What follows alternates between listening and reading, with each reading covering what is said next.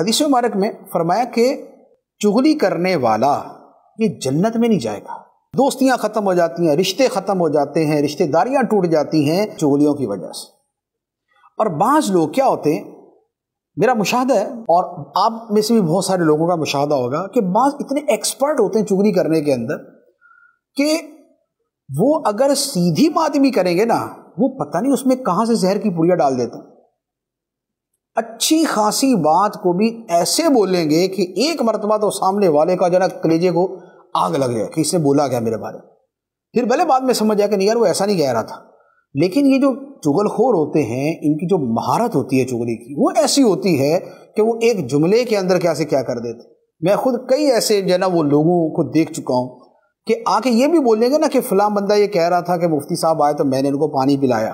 وہ اس کو بھی ایسا بول دیں گے کہ بس ایسا ہی ہوگا کہ جیسے پتہ نہیں پانی پلانے کے اندر اس نے کوئی احسان کرنے کے انداز میں بات کی ہے کہ میں نے پانی پلایا تو یا پتہ نہیں کیا کر دیا.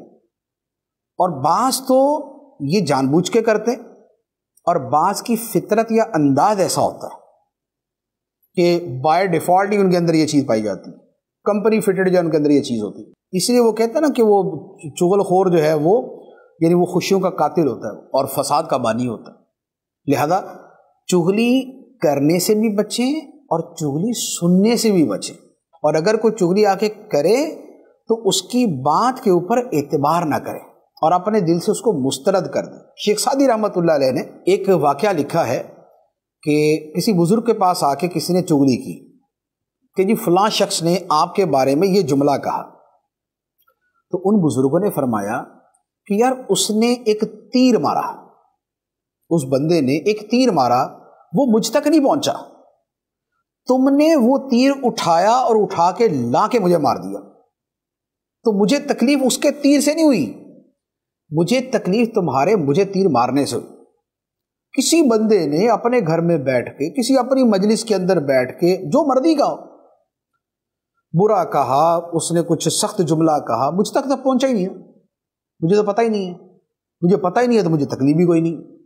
لیکن یہ جو درمیان کا راوی ہوتا ہے، یہ چغل خور ہوتا ہے، یہ کیا کرتا ہے، یہ اس بات کو اٹھا کے لا کے ہمارے ٹھک کر کے سینے میں مارتا ہے.